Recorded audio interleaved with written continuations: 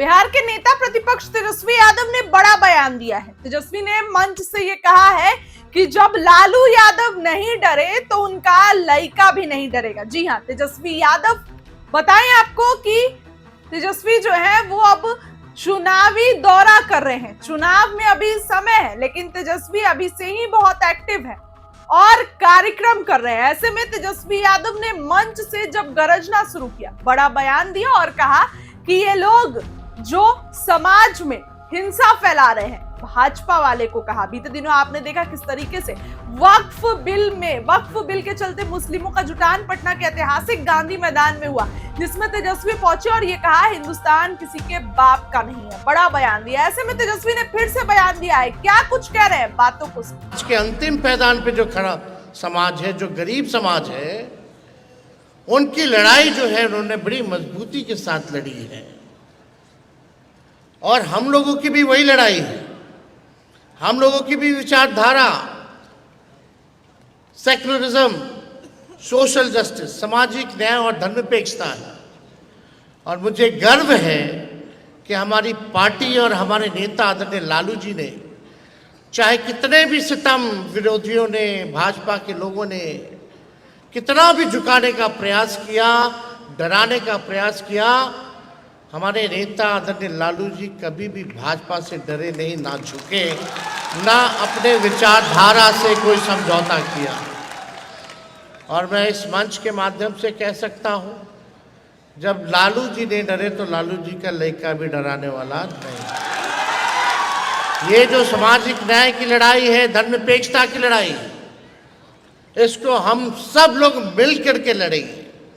और जो नफरत फैलाने वाले लोग, जो देश को तोड़ना चाहते हैं, जो भाई को भाई से लड़ाना चाहते हैं, उनको मुंह तोड़ जवाब दिया जाएगा।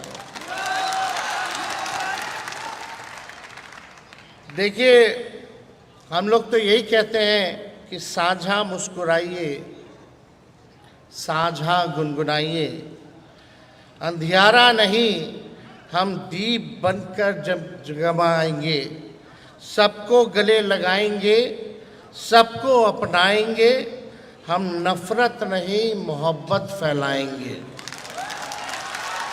हम धर्म के नाम पर नहीं, कर्म के नाम पर अपना पहचान बनाएंगे। हम मंदिर भी सजाएंगे, मस्जिद भी सजाएंगे, पर सबसे पहले इंसानियत को सजाएंगे, संवारेंगे, तभी हम सही मायने में इंसान कहलाएंगे। देखिए, हमारा और आप लोगों का साथ जज्बात का रिश्ता है। हमारा संघर्ष साझा है, हमारी तकलीफ एक है, तो हम अलग अलग कैसे हुए? ये हम सब की लड़ाई है और मिल करके इस लड़ाई को जो है हम लोगों को लड़ना है। जब हम प्रेम, मोहब्बत, भाईचारे और मुद्दे की बात करते हैं तो सांप्रदायिक शक्तियां, सांप्रदायिक लोग हम पर आक्रमण करते हैं। आप देख रहे होंगे कल और परसों से वक्त के खिलाफ गांधी मैदान में जो जुटान हुआ, उसके बाद से लगातार दिल्ली में ये बीजेपी के चिंटू सब, ये संघी वाले 2 दिन से हमको गाली दे रहे हैं। कभी नवाजवादी कह रहे हैं, कभी मौलाना कह रहे हैं, कुछ ना कुछ कह रहे हैं। मुद्दे की बात नहीं करेंगे, मुर्दों की बात करेंगे। काम की बात नहीं करेंगे, बेकार की बात करेंगे। देश को जोड़ने की बात नहीं करेंगे, देश को तोड़ने की बात करेंगे। ये संविधान को खत्म करने वाला लोग हैं। ये चाहते हैं देश का संविधान खत्म हो जाए। देश की भाईचारा, लोकतंत्र को खत्म करना चाहते हैं ये लोग, जो लोग सत्ता में बैठे हैं। ये लोग नफरत फैला रहे हैं। इतना नफरत फैलाने का काम कर रहे हैं कि अगर ये सत्ता से चले भी जाएं तो पता नहीं कितना समय लगेगा इनके नफरत को सरजमीन से मिटाने में। इसलिए आज हम सब लोगों को एकजुट होना पड़ेगा और एकजुट होकर के इस लड़ाई को हम सब लोग मिल करके लड़े और जीते।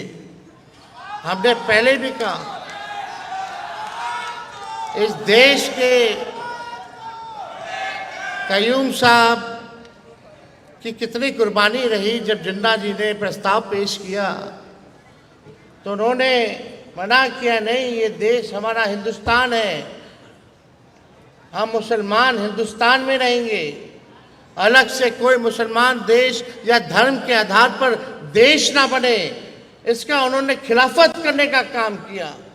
और हमने पहले भी कहा, इस देश के आज़ादी में, कुर्बानी में, चाहे हिंदू हो, मुस्लिम हो, सिख हो, ईसाई हो, सब लोगों ने अपना बलिदान दिया है। सब लोगों के बलिदान की वजह से ये हमारा देश बना है। और इस देश की यही खूबसूरती है, जो डाइवर्सिटी है, अलग अलग दिखने में लोग हैं, बोली अलग है, भाषा अलग है, अलग अलग खाना है लोगों का। नॉर्थ चले जाइए, उत्तर चले जाइए, दक्षिण चले जाइए, ईस्ट वेस्ट चले जाइए, पहनावा सबका अलग है, फिर भी हम लोग एक हैं। अलग अलग जातियां हैं, अलग अलग धर्म हैं, फिर भी हम लोग एक हैं। यही हमारे देश की खूबसूरती है, डाइवर्सिटी है। इसको हम लोगों को सजा करके रखने की ज़रूरत है। और इसके लिए हम लोगों को चाहे कुछ भी करना पड़े, हम लोग करेंगे। और दावे के साथ हम कह सकते हैं, जब आप सब लोगों का साथ हम लोगों को मिलेगा तो ये जो सत्ता में बैठे जो नागपुरिया कानून को और नागपुर से जो सरकार चल रही है, इनको हम लोग बेदखल करेंगे, सत्ता से हटाने का काम करेंगे।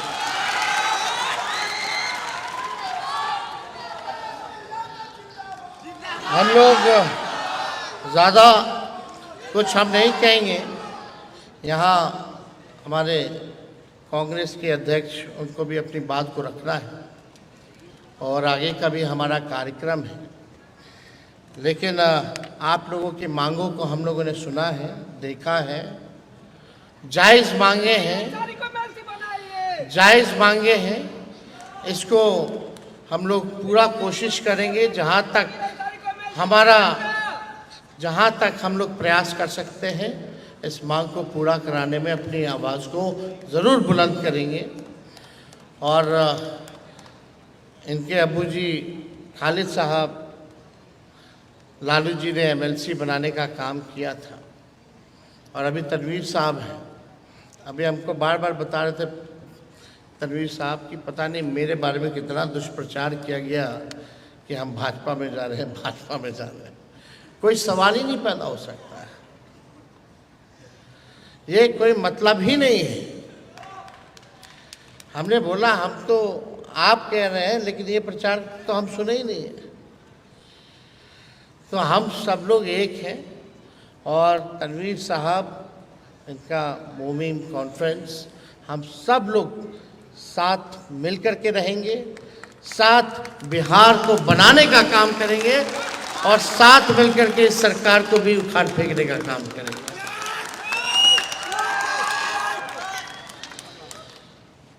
अति पिछड़ों की आवाज़ को बुलंद कर रहे हैं तनवीर साहब, और मजबूती से करें।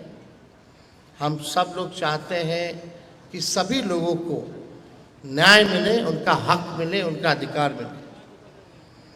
जब हम लोगों की 17 महीने की सरकार थी तो 3 मंत्री में से 2 मंत्री जो थे वो पिछड़े वर्ग से मंत्री थे।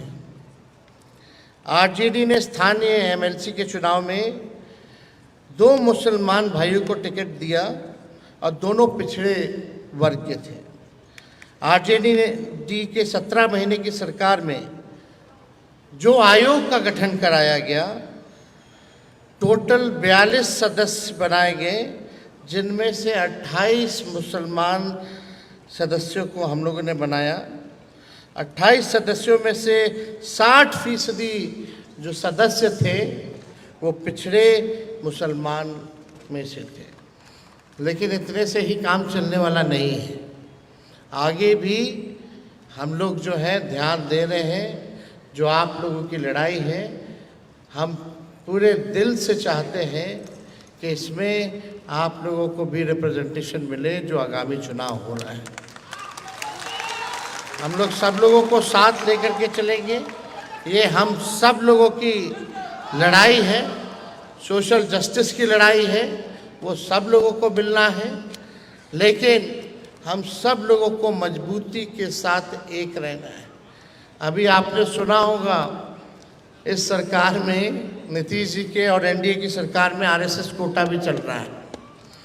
आरएसएस कोटे से सदस्य भी बनाए जा रहे हैं, उन्हीं के मंत्री कह रहे हैं। आप समझिए कि अब नीतीश जी तो अचेत अवस्था में हैं, अब उम्र का असर दिखने लगा है। अब सीधे जो है चला कौन रहा है, दिल्ली से अमित शाह जो है वो सरकार को चलाने का काम कर रहे हैं। और जो कार्यकारी अध्यक्ष जो बनाए गए हैं जनता दल यूनाइटेड के, वो अरुण जेटली जी के कोटा से बने थे, पहले बीजेपी में थे, अब आरएसएस कोटा भी चल रहा है। तो अब ये कहने का मतलब है कि अब मुख्यमंत्री अचेत अवस्था में है, बिहार उनसे संभाला नहीं जा रहा है। और अमित शाह जी ने साफ तौर पे एक आर्टिकल में अपने इंटरव्यू पे कह दिया कि चुनाव तक नीतीश कुमार जी का चेहरा लेके चलेंगे, चुनाव के बाद पता नहीं क्या होगा। तो हम और आप यहाँ बैठे हुए हर लोग होशमंद हैं, सब लोग समझते हैं कि नीतीश जी के साथ चुनाव के बाद क्या होने वाला है। इसकी पीड़ा है हमको, लेकिन खुद से उन्होंने इस रास्ते को चुना है, इसमें हम लोग कुछ नहीं कर सकते। तो आप सब लोग यहाँ आए, इसके लिए हम दिल से आप लोगों के शुक्रगुजार हैं। तनवीर साहब, उनके सभी टीम के सदस्यों को हम धन्यवाद देते हैं कि आपने हमको बुलाया, निमंत्रण दिया, एक मौका दिया धन्यवाद का। और आगे इसी तरीके का कार्यक्रम होते रहना चाहिए। लोगों के जहनों में, आने वाले पीढ़ियों को, भविष्य में लोगों को ये पता होना चाहिए कि क़य्यूम साहब का क्या देश के आज़ादी में क्या भूमिका रही, समाज के निर्माण में क्या योगदान रहा।